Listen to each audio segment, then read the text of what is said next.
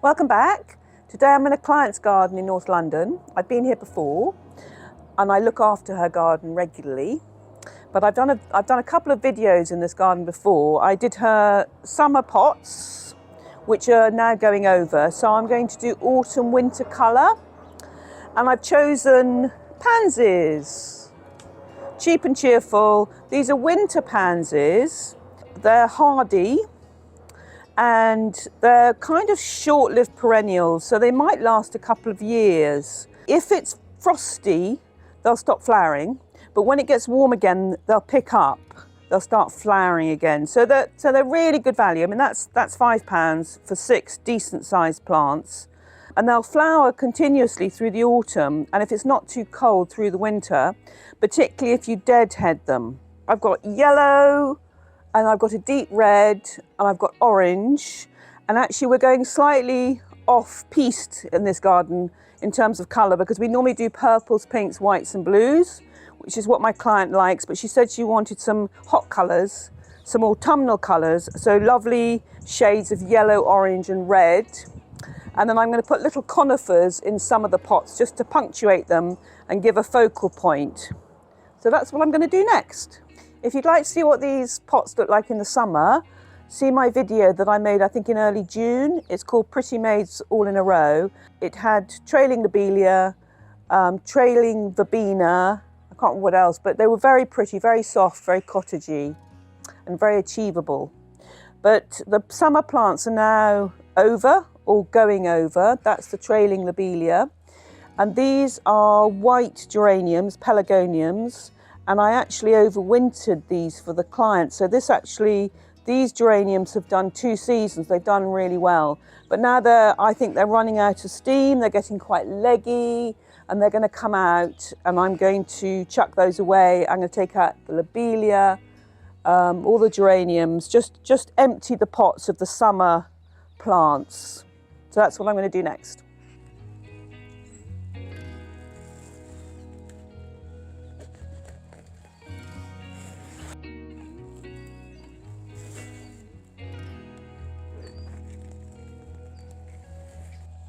Now I'm going to take out some of the compost because it's old and tired. It's been there for a couple of months and put in some new compost for the new plants. So I'm going to do that now.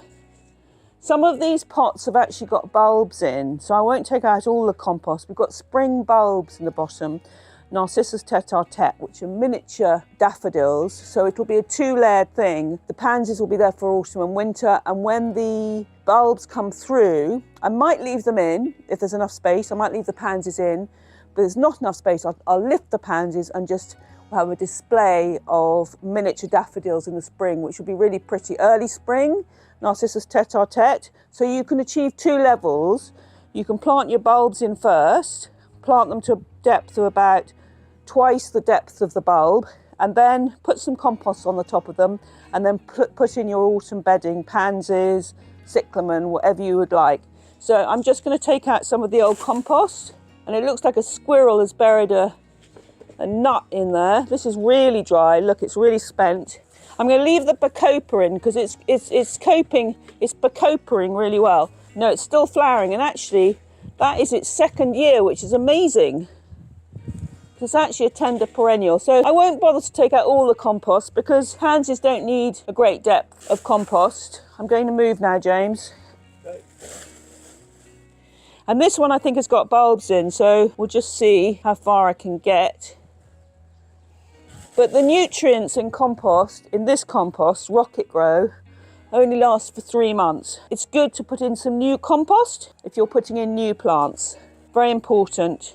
Don't necessarily compost the old compost because sometimes it's got bugs in it. It's got vine weevil in it. Vine weevil's quite common for multi-purpose compost, I think. So I always throw it away. I don't compost it. I don't put it on my beds. I'm searching for the bulbs. Maybe that one hasn't got bulbs in, but some of them have got bulbs in. I'm going to leave the ivy in. The ivy's looking really lovely. Look, it's looking fantastic. And it'll look really pretty with the pansies for an autumn-winter display. I think that's about done. And I'll do every pot in the same way, but you don't need to see that because it'll be a bit boring. So I'll carry on. I'm just emptying this pot, and there are daffodils at the bottom of this pot. Some miniature Narcissus Tete, and I just wanted to show them to you. They're sitting at the bottom and they'll come back. They'll flower next spring. So I'll just carry on emptying all the pots and then I'll do the planting. Now I'm going to put in some fresh new compost.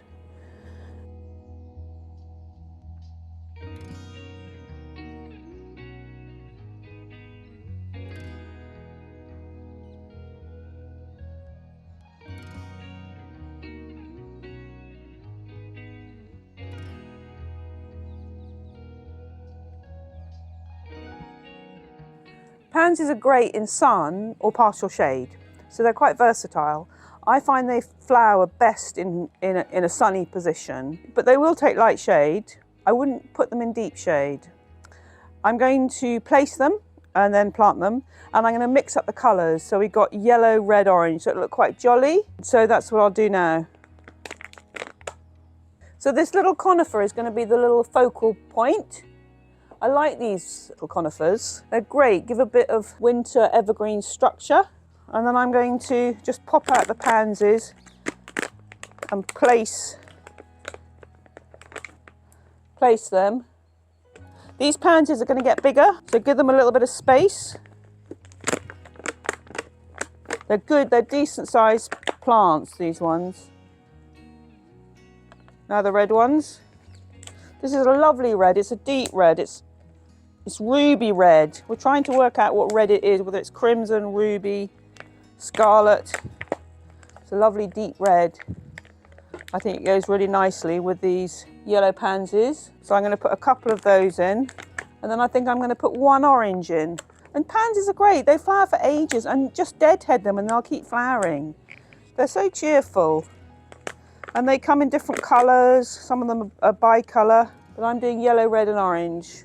So that's just an idea of how to arrange them. And I'm going to do all the pots, and I'm going to start the planting now.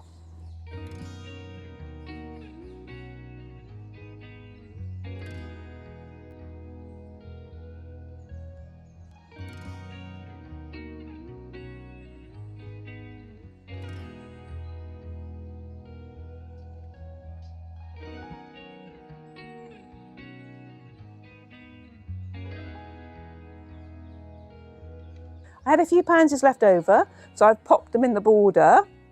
And winter pansies are great for giving a pop of colour at this time of year, autumn and winter, when borders are waning.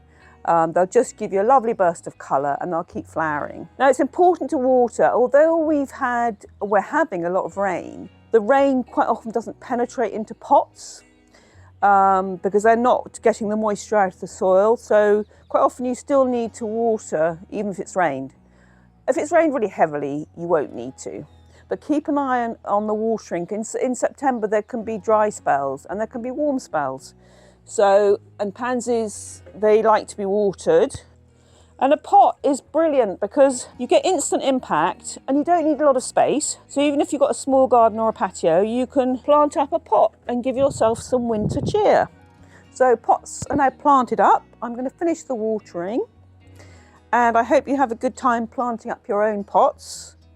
Please like and subscribe, and I'll see you in the next video.